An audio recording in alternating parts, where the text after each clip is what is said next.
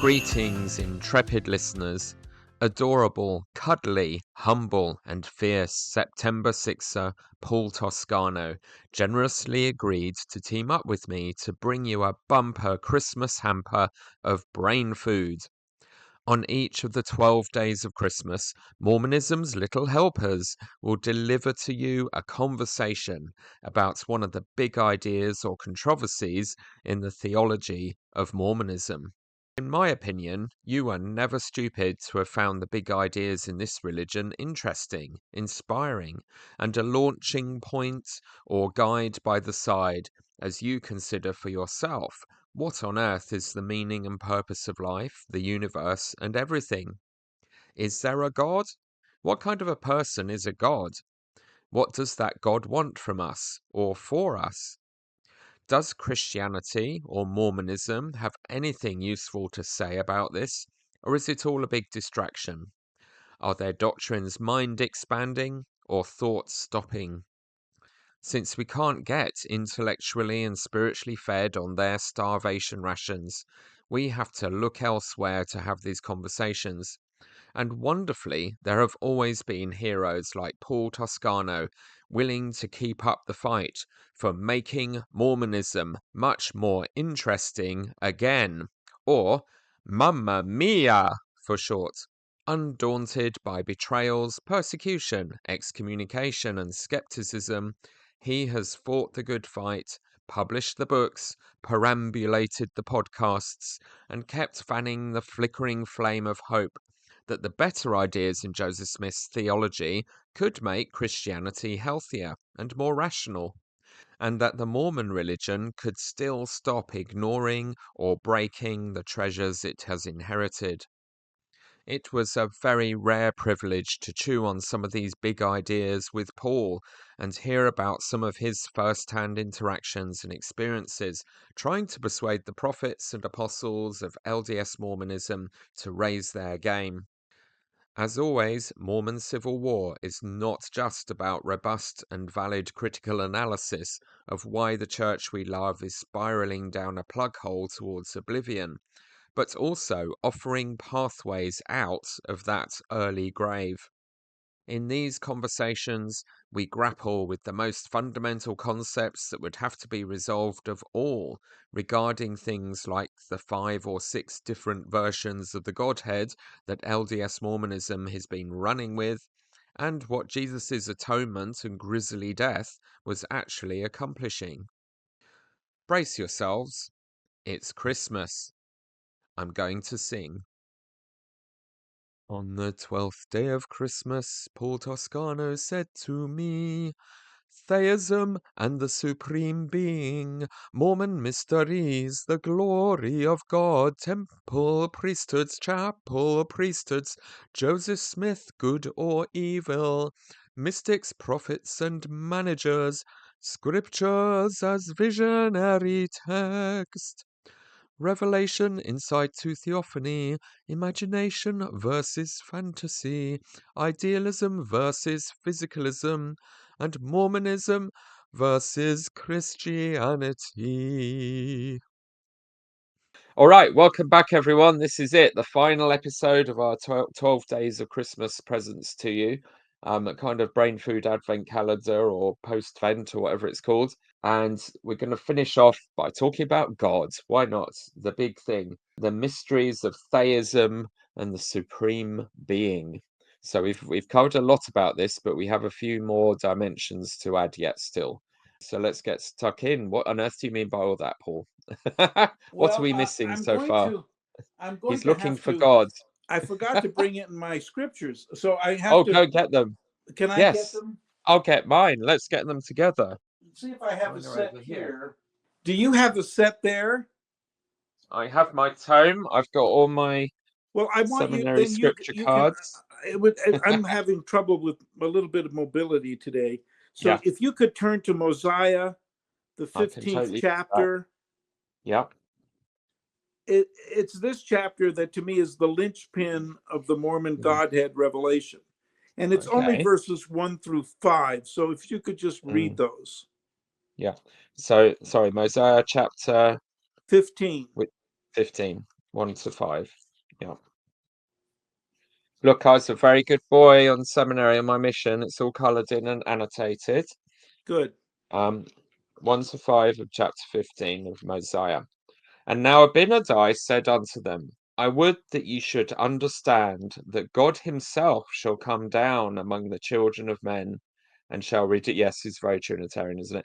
God himself shall come down among the children of men and shall redeem his people. And because he dwelleth in the flesh, he shall be called the Son of God. And having subjected the flesh to the will of the Father, being the Father and the Father because he was conceived by the power of God, and the Son because of the flesh, thus becoming the Father and Son, and they are one God, yea, the very eternal Father of heaven and earth. And thus the flesh becoming subject to the Spirit, or the Son to the Father, being one God, suffereth temptation, and yieldeth not to the temptation, but suffereth himself to be mocked and scourged and cast out and disowned by his people. Now, I take back all my pushbacks. You were right all along. well, it's not That Trinitarianism. is not the standard Trinitarian or It's standard not LDS Trinitarianism. God, is it? It's not Trinitarianism. It's No. not Okay. Trinitarianism. Yeah. I have to Definitely say not that Mormon 100 God. times, because You're right. the line that should get us, that should really confuse us, we skip over. And I want you to read it. It's the line, I think, that's at the beginning of where it says, and the Father, because he was conceived by the power of God. Read that line the way it really is written. Yeah. The Father, because he was conceived by the power of God. So explaining that he is the the Father Son. and the Son. It says he's the Son because of the flesh. And then it says this line, he is the Father because he was conceived by the power of God. That makes no sense at all. It doesn't, because that should be the description of a son. That Right, should but it be he's isn't. the son And because he's but conceived by how the is power it of God. possible Yeah. that God Yeah. is the Father because he was conceived by the power or glory of God? What does it mean? It means that in the moment that the God made the creation, he becomes the Father of the creation, because it's in that moment that the creation is conceived that God becomes its Father. And then later he descends into that creation by adopting the flesh and becoming finite, because God's progression is to go from infinitude to finitude. He goes from being limitless to experiencing limit, where we go from limitedness, even though we are eternal creatures because we're part of God. He liberates us, but we're still limited. We go from limited to limitless. So our journey is anabatic, his journey is katabatic. And this is how we meet. He makes himself equal to us so that we can be made equal to God. This is the linchpin of Mormon theology. Now go to the title page of the Book of Mormon. Can I just do a cross-reference? They got a cross-reference there to D&C 93, so verses 3 and 4, and that's I am in the Father and the Father in me. And I'm not saying this gels, this may be Joseph Smith on a completely different doctrinal tack by then. I am in the Father and the Father in me, and the Father and I are one. The Father because he gave me of his fullness, and the Son because I was in the world and made flesh my tabernacle and dwelt among the sons of men. I was in the world and received of my Father, and the works of him were plainly manifest. Anyway, more of this kind of attempt to make Peter, sense. that is a Yeah. brilliant annotation, because Yeah. you have the reason why God is the Father is because he has dwelling in him the infinite fullness of the divine nature or glory. The reason why he's the Son is because of the flesh, but the flesh limits his glory while he's on earth. He can't pretend like or be the Father, and that's why he rejects the idea that he's the Father when he's on earth, because when it comes to divinity, fatherhood depends upon him having the fullness of glory. And when he's on earth, he has the glory of the Son, but not the glory of the Father. And when he returns in the resurrection, he reassumes the glory of the Father so he can be the judge of the nations and the judge of us individually. But look now to the title page of the Book of Title Mormon. page, yeah. The one that says that, that title page that Moroni wrote. Yeah. And it says there that the purpose of the Book of Mormon is for the convincing. It's near the bottom of the second paragraph. An abridgment taken from the Book of Ether also, which is a record of the people of Jared, who were scattered at the time of the Lord confounded the language of the people when they were building a tower to get to heaven, which is to show unto the remnant of the house of Israel what great things the Lord hath done for their fathers, and that they may know the covenants of the Lord, that they are not cast off forever. And also to the convincing of Jew and Gentile that Jesus is the Christ, the eternal God, manifesting himself unto all nations. And now, if there are faults, they are the mistakes of men, wherefore condemn not the things of God, that ye may be found spotless at the judgment seat of Christ. So, see, the judgment seat of Christ, the eternal God. Christ is the purpose of the Book of Mormon, is to convince Jew and Gentile that they are not cast off. Death is going to be gone and erased. The tyranny of death does not persist. And Christ is the eternal God. Now, if you look at Alma 11, you have this argument that Amulek is having with Zeezrom. And Zeezrom says, look, is there only one God? Yes. Is the Son of God God? Yes. You just said there's only one God. Yes. Are you saying that the Son of God is the very eternal Father? And the answer is yes. Over and over again, the Book of Mormon idea is not that there's a Trinity. The Book of Mormon idea is that there is one supreme being who comes to earth to save us.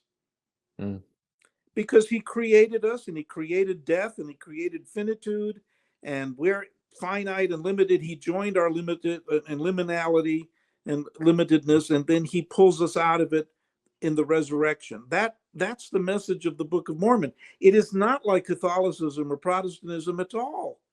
It's a completely different idea. You think, I mean, in a sense, the Trinity idea, though, is whatever manifestations of God you experience, they are from the one person, the one God. So in a way, perhaps they, it's not so, you can see why Mormons later saw Trinitarian red flags there, because it's describing God and the Father as the same being. And I thought that first bit we read, it was interesting because it kind of sidelined the Holy Ghost pretty quickly. It was very much focused on Father and Son. So I mean, this has been, again, one of the open wounds doctrinally and theologically in Mormonism, and maybe why they've ended up avoiding theology so much, is that the Book of Mormon does not comport with what became Mormon doctrine regarding the Godhead at all. Remember, it's very much Peter, saying Jesus is the Father, Jesus is the God, and not. And they I know they tweak some of the language, that some of it could be read as, well, he's symbolically a father, because he's the father of your salvation, something, and that's how it gets spun. Before we go on, are you aware of whether any of those verses we just read are among the ones they literally changed words in from the original translation? I've checked, and as far as I can tell, they haven't changed it. Okay, interesting, because they changed some of them. What I can't remember which ones. Joseph Smith made changes, and the changes he made seem crazy, but if you read these verses carefully in Mosiah, what he tries to do, like instead of saying that Mary is the mother of God, it changes to Mary is the mother of the Son of God. And I think the reason why Joseph Smith made those changes is because he's thinking about, she is not God. She's not the mother of God, the Father. That is, that Christ had the fullness of glory after he was incarnated. He doesn't incarnate as the Father. He incarnates as the Son. And so he tried to clarify that, Mary is the mother of God, but in his role, in his incarnation as the Son. She's not the mother of God, because God, before he incarnates, has no father, because he's uncreated. That's the reason why I believe that there's a difference between the uncreated divinity and all of the created divinities, or the angels, as we call them. And so now go to the book of Ether, the Ether 3, because I want to jump to this so we can get the picture here, which I think is somewhat weird. I think it gets weirder than it already is. And you're looking at Ether chapter 3. Got it? Yeah. And because memory does not serve me anymore. Me neither. You probably highlighted the verses where there's a good shot. 50% of these are definitely highlighted. Yeah. So I've got a 50% chance of I got this first time. Yeah. You probably highlighted the verses already where the brother of Jared sees the finger of the Lord. Right. Because he's touching the stones to light the submarine or whatever the heck it was. And so the Lord touches the stones and he sees his finger, and then he sees the body of the Lord. Right? Yeah. And then go now to verse 17. Yeah. Which is now Moroni speaking. And he's doing a commentary a little bit on what the brother of Jared saw. I think it's verse 17. Read it. Yes, it is. Yeah. Is it right for me to just read a couple of verses before of how it's described? Sure. Yeah. Yeah. From verse 13, I'll go. And when he had said these words, behold, the Lord showed himself unto me, and said, because thou knowest these things, ye are redeemed from the fall. Therefore ye are brought back into my presence. Therefore I show myself unto you. Behold, I am he who was prepared from the foundation of the world to redeem my people. Behold, I am Jesus Christ. I am the Father and the Son. In me shall all mankind have life, and that eternally, even they who shall believe on my name. And they shall become my sons and my daughters. And never have I showed myself unto man whom I have created, for never has man believed in me as thou hast. Seest thou that ye are created after mine own image? Yea, even all men were created in the beginning after mine own image. Behold, this body which ye now behold is the body of my spirit. And man, I mean, Joseph Smith is going for it here. He's really getting knitted, sinking his teeth into the nature of God and trying to disentangle all this. Behold, the body which ye now behold is the body of my spirit. And man have I created after the body of my spirit. And even as I appear unto thee to be in the spirit, will I appear unto my people in the flesh. So it's basically saying spirit bodies look like mortal bodies. No, that's not now, what it's. That's not. Keep reading, because okay. A body of my spirit is not the same as a spirit body. Oh, okay.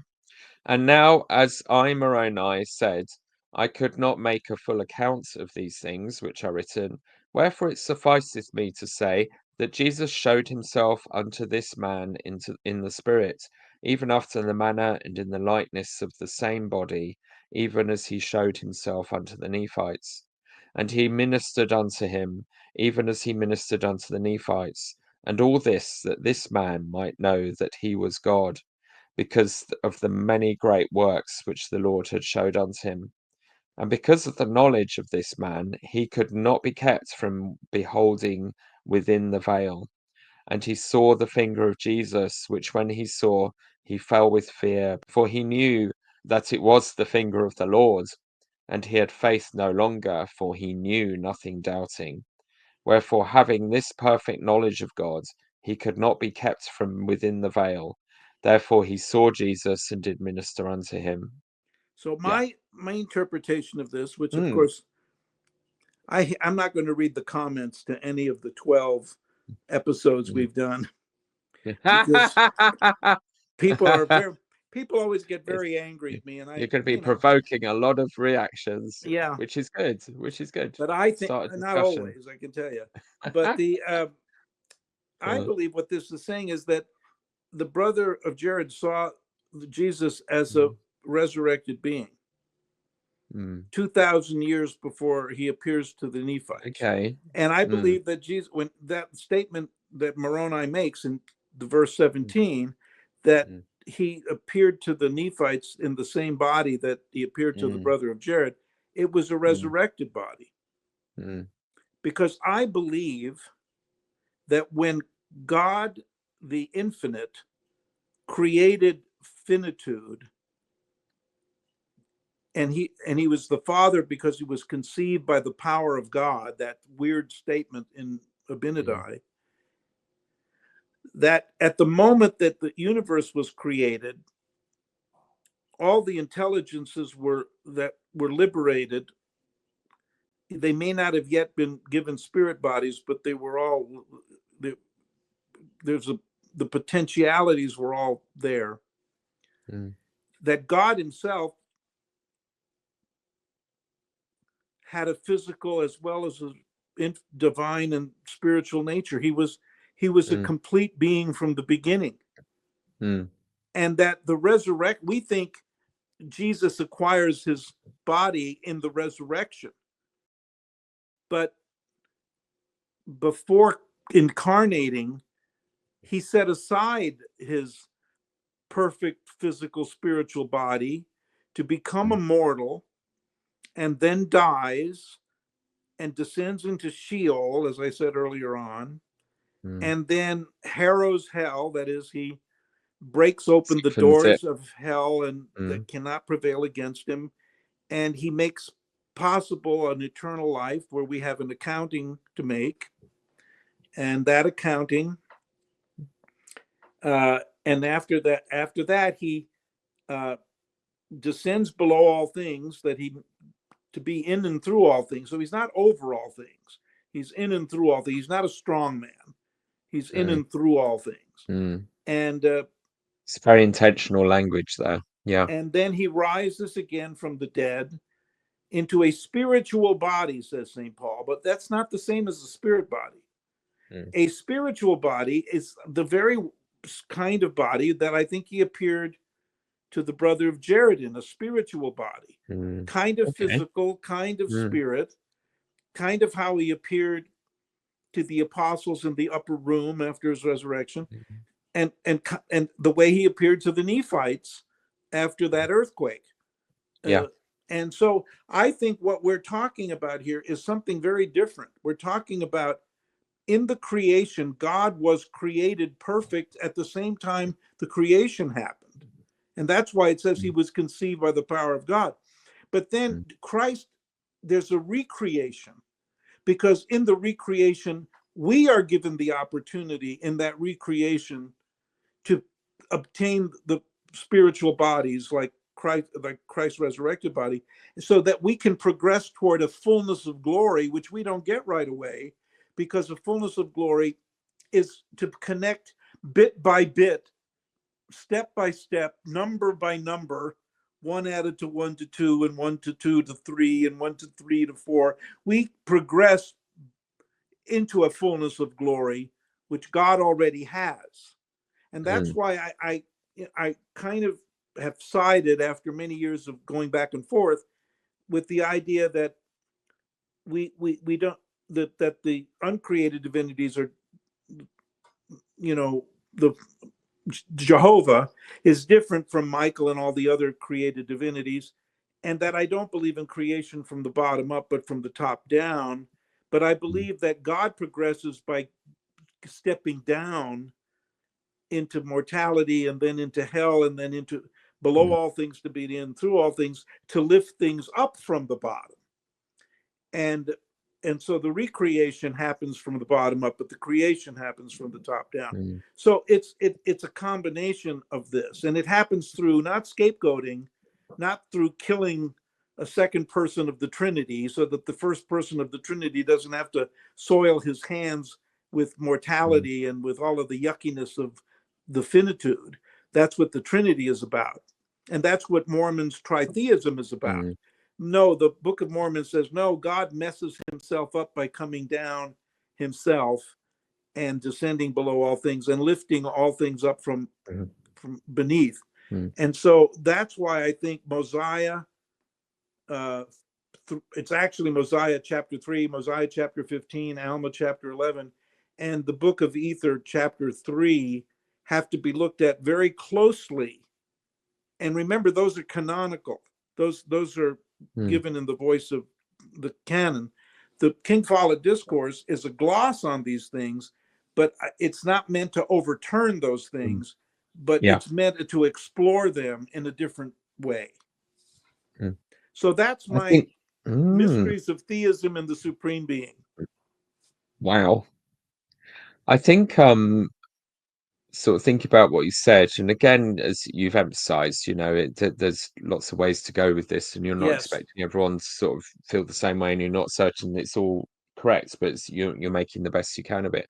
What you've really struck me with is we have just ignored the statements in the Book of Mormon and what they actually say, you know, as a church, about gods. We've been embarrassed by the fact that it seems so contradictory to our usual models, and it's very repeatedly blatant that you know, saying that Jesus is the Father and the Son. So I think you've very strongly made your case that the God the Book of Mormon teaches is that one God, in a sense, not different beings, and that is a huge challenge to what is really fundamental Mormon doctrine, in how it's been interpreted by the ecclesiastical authorities, you could say, and that's an absolutely needs answering, you know, legitimately from their point of view, and perhaps is why they've avoided it so enthusiastically. I think also, and you know, we've generally agreed that, you know, it's wonderful to have this idea that God really wants us to become like him rather than being a singing ant farm like you know, most of the Christians I talk to, their ultimate destiny is just to be in a sort of in a timeless, you know, they go for the timeless quantum thing, a timeless state of kind of constant ecstasy, singing glory to God. But it seems to our practical Mormon minds, it's so pointless to just do that forever. Um, Especially when so many of your relatives are at the same time burning in hell. Like, are we singing to drown out their screams? You know, you can't. How can you stand there and sing to a god who's torturing your granny in vats of lava? You know, I've never understood the afterlife concept of mainstream Christianity, and I have huge respect for Joseph Smith and whoever he collaborated with in questioning that fundamentally and coming up with an entirely different model and approach for what the whole point of God is, and exploring that in so many different stories in the Book of Moses narrative of his conversations with Enoch and the God who weeps, with perhaps most powerfully there with his conversations with Moses, with what Jesus taught in his intercessory prayer in John 17, where he talks about our unity, being able to be as unified as he is with his Father, and all of that. You know, there's wonderful, much more hopeful and positive and kind of basically kind ways to go with all of that. My big toe is a bit arthritic, Paul. You think you're suffering? I've got an arthritic big toe. So on our annual sponsored walk of 12 miles that our school does, traipsing the whole school through the countryside, which is a brilliant day and very good experience, I tend to be on the stops now. They find me and then move on, and I'm sitting in a chair reading. And I've been taking the Quran with me for the last few years to do that because I get so little time to read a book. And I'm about halfway through the Quran, I think. And one of the really interesting sort of critiques of Christianity, of the Quran and Islam, is this idea of having the suffering Messiah, the Son of God that God the Father would kill. But why would you even need him at all? And there's a few really scathing passages in the Quran about this foolishness of that. Is saying, basically saying, God is merciful and kind and forgiving anyway. He doesn't need you know, the more empathetic son to remind him how to be nice, or to die and suffer so that he can just be forgiving, because that's already a fundamental characteristic of the nature of God. And that's a completely rational thing to say. And I think in lots of ways what you have repeatedly alluded to is a sort of similar view, certainly in the sense of what kind of messed up, sick in the head father of all of us would need to to have someone suffer for forgiveness to happen, rather than just forgiving. Just forgive. I don't need an atonement. I don't need you to someone to pay the price.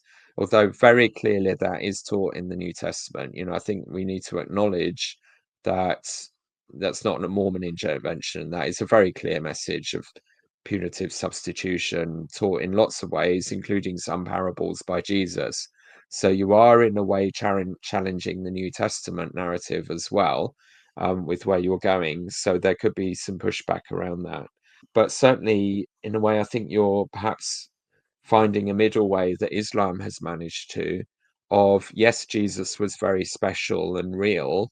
You're saying he was God, they wouldn't. But as far as punitive substitution goes, you've both happy to that's not necessary. But there's something, I think, though, in Christianity's defense and what you're saying, there is something incredibly powerful about God humbling himself, that Jesus wasn't just a prophet, creation of the Father. The idea that God would come down from his throne and be with us and suffer with us, and that is the power of it, not that he paid a price in a pharisaical transaction where he I gave I money I over. think I That, think that you're that is right. that is the unique source of I think you're Christianity right. compared to Islam, is the suffering Jesus, the God who Yeah. descends below all, It's which they one don't thing have. it's one thing to be Yeah. made to suffer. It's one thing Mm, to volunteer. And yeah. I think Yes. that Christ did die for our sins in a very Mm, odd way. mm, It's very different from what we mm, are taught. Because I believe that when the fall happened, it was not because of sin, it was because of choice.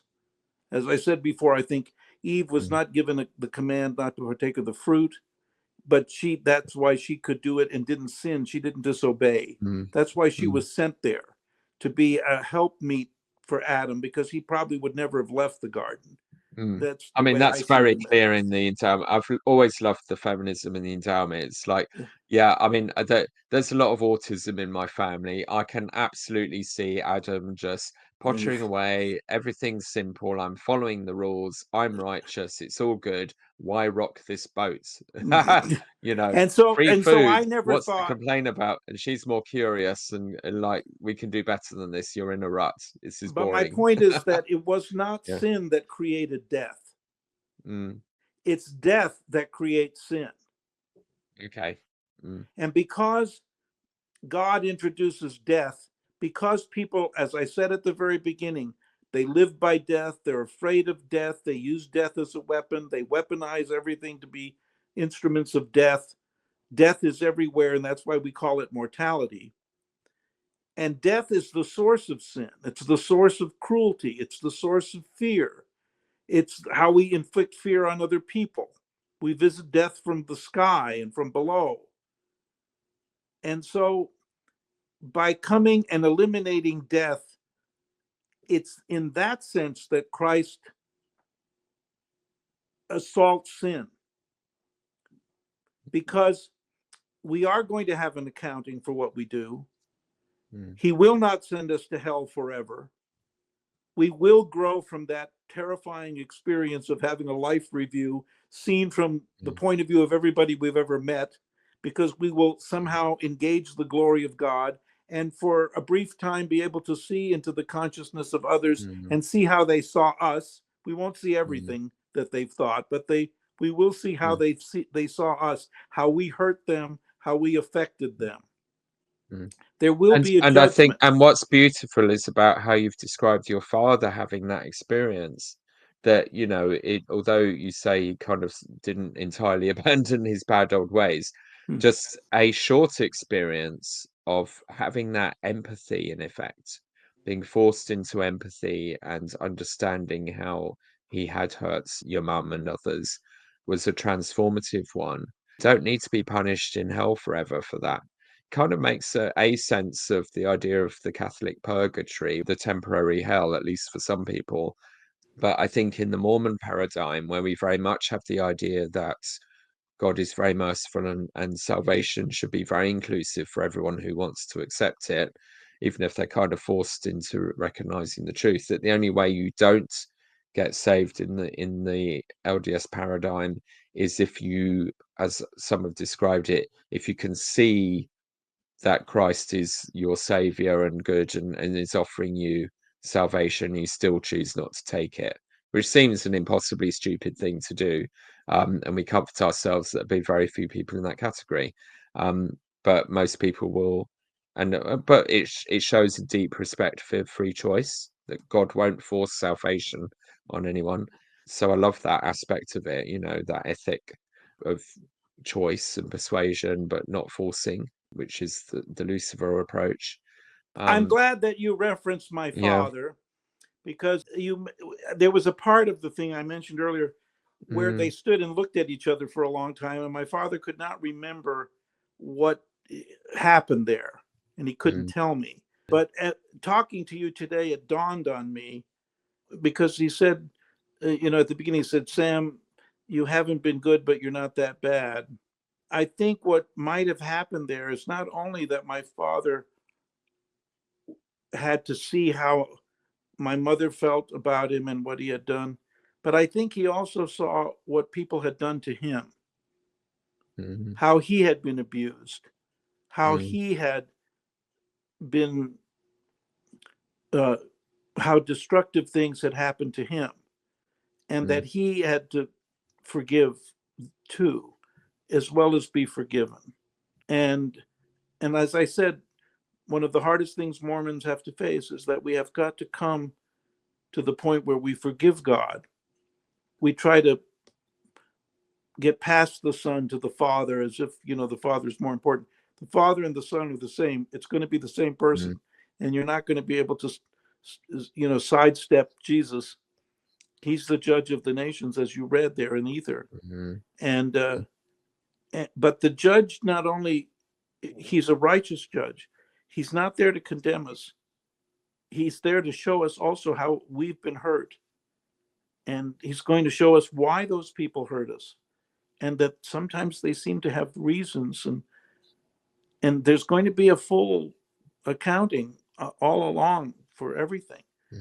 I believe. I mean, I think that's how we should interpret the text. Now, as I say at the end of all of this, I'm not a prophet. I'm not an apostle. I'm not a pastor. I'm just me. And I have I cannot tell you what's true. But I can tell you that there's probably more to Mormonism than its detractors would lead us to believe, and less to Mormonism than what its current leaders tell us. Yeah. There's a lot to get from other places as well. Paul, thank you so much for taking us on this journey. One can read books and books and books by an author, but obviously there's nothing like having a face-to-face conversation with that person and having them respond in the moment to questions and ideas and challenges, and maybe even get new insights. And we experience it live, just as we do in any conversation like this. The only regret I have is that Margaret couldn't be on this show with me, because I'm sure that, I say 50%, there's a huge amount of knowledge that I have obtained from her. And it's more than just knowledge, it's wisdom and guidance and support and understanding, which would that has been able to come from no other source. And I think, she's busy grading papers. She's at the end of her semester. She's slaving away night and day. It's been a horrible semester for her because she's had so much work.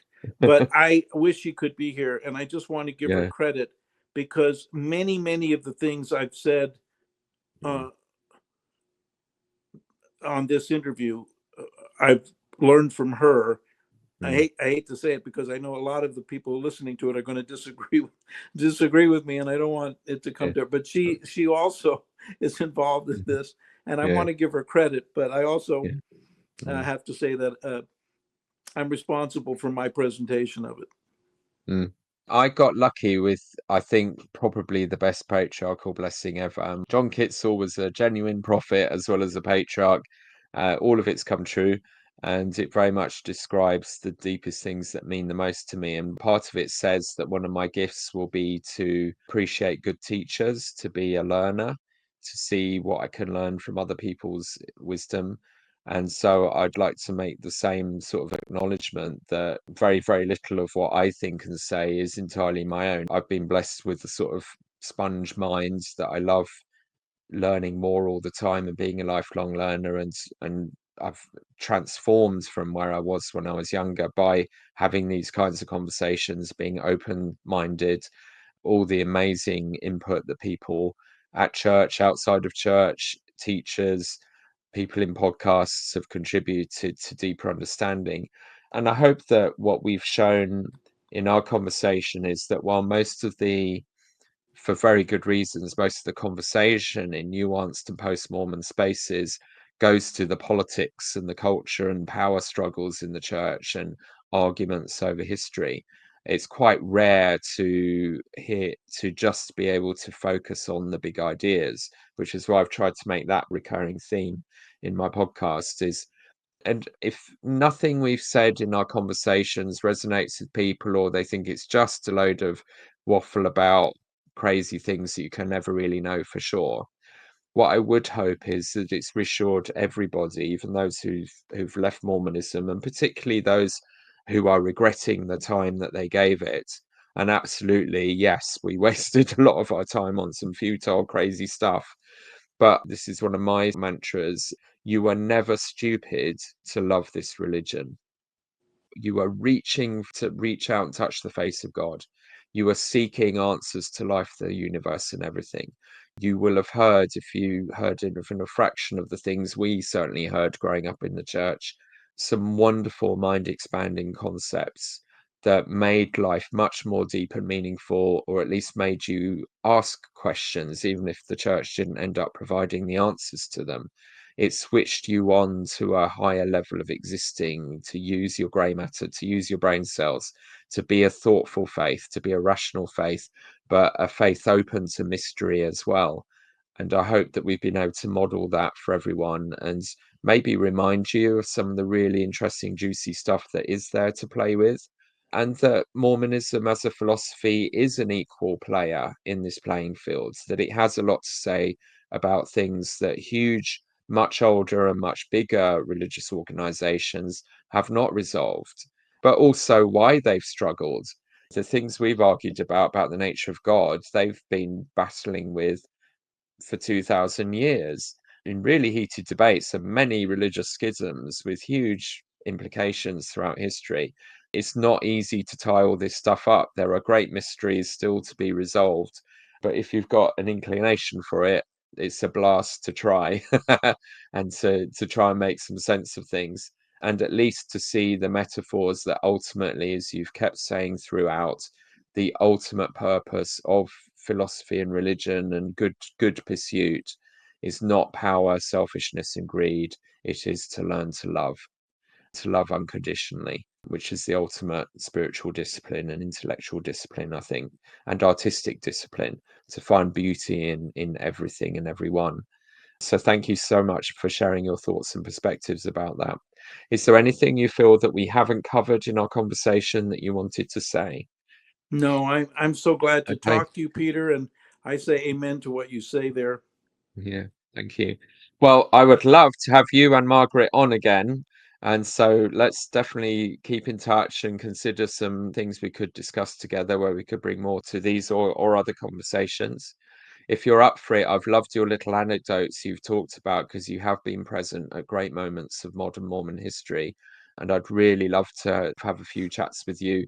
Just do some really good gossiping. Like, what was it like to be in the room when that happened, and your experiences with people? Because that is so important to have the eyewitnesses speak. and it's transformative. And I think a lot of what's been on Mormon Stories recently, with finding the real backgrounds behind the scenes stories of the history of the racism, and all the other authors that have been on talking about that. And you've done that yourself, of course, talking about your experience with the September 6th and the excommunications and everything that led up to that. So thank you. And I just feel one of the reasons I love a testimony that is a rambling travelogue rather than repeating some mantras from the first discussion is I think it's an incredibly generous act to share yourself with other people, your vulnerabilities, your experiences, your insights, and you do open yourself up to ridicule because there's a lot to discuss and argue with or to be disagreed with. But I just want to thank you in advance. So read the comments. I'm sure there'll be lots of really positive ones as well. Don't worry about that. Because you've been so kind and clearly generous and big-hearted with everything you've been saying, and it's a gift to us all. So thank you for that Christmas gift. Well, you And take care, Peter. I'll be you talking to you too. again soon, and Yes. when this has aired after next year, We could do a post-mortem we can or do a maybe even post-mortem. respond to some of the questions, so comment, everyone, ask questions. All right, thank you. You take care, Peter. I'm going to leave the show here, I think. Okay, bye-bye. Oh, that was cool. God, like death, gives us a sense of uncertainty. Mortality is becoming mature enough to live with the uncertainty and to not exclude people who make us feel uncertain, and to love one another in our uncertainty.